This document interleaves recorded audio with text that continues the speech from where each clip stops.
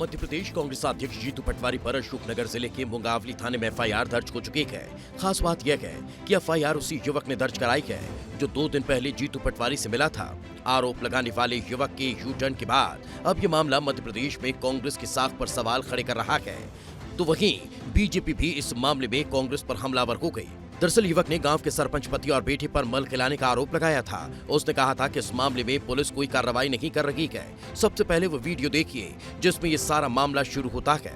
मेरे भाई को गंदगी खिलाई और इसको शटर में जाके मारा है और गर्म पानी डाला है और अब वो धमकी देते हैं हमारी सरकार है, हमारा विधायक है, तुम कुछ नहीं करिए। गंदगी तो लेटरिन लकड़ क्या सब खुआई मेरे खा जाए। अच्छा। और जबरदस्ती इन्हें नहीं खा रहा तो सब बेलन से रोटी मोटी जगह खा जा भीतर को टक ले गए। अच्छा, ये मुंह में भरा। हाँ।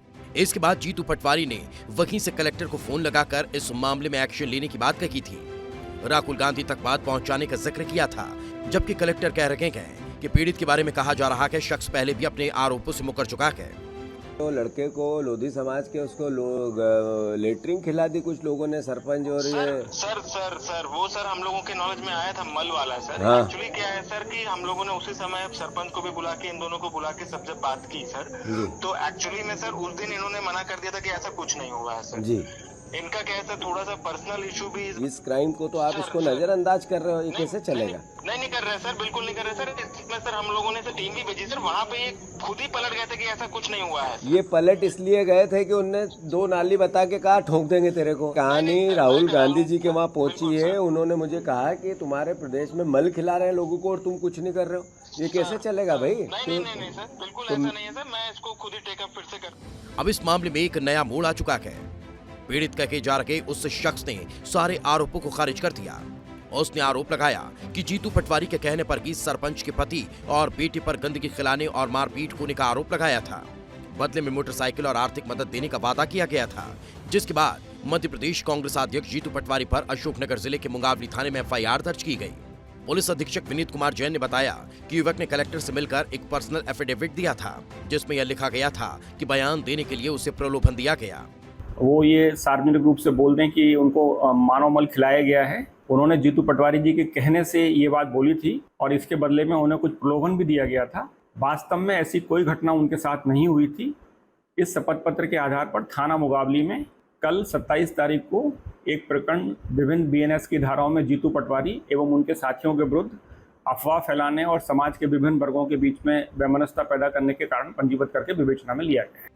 इधर एफआईआर दर्ज होने के बाद पीसीसी चीफ जीतू पटवारी ने एफआईआर को सरकार की तरफ से दिया गया मेडल बता दिया, तो वहीं बीजेपी प्रदेश अध्यक्ष कह रहे हैं कि कानून सबके लिए बराबर होता है।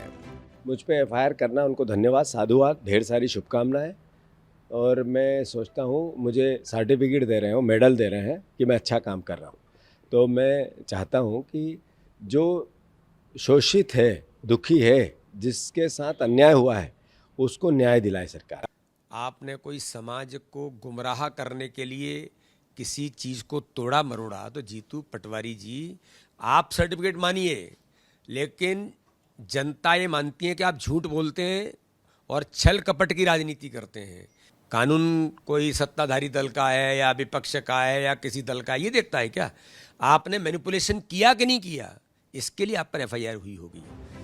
अब बीजेपी इस पूरे मामले में हमलावर हो गई। बीजेपी के प्रदेश मीडिया प्रभारी ने ट्वीट कर इस पूरे घटनाक्रम को सस्ती सियासत के लिए प्रदेश की साख गिराने का षड्यंत्र बता दिया। और इस पूरे मसले में सवाल तो यही है कि क्या सच में प्रदेश की साख गिराने और राजनीति के लिए कांग्रेस की सब कर रही है, या फिर पीड़ित का बयान से पलट जाना कोई और वजह है। ब्यूरो रिपोर्ट, विस्तार न्यूज।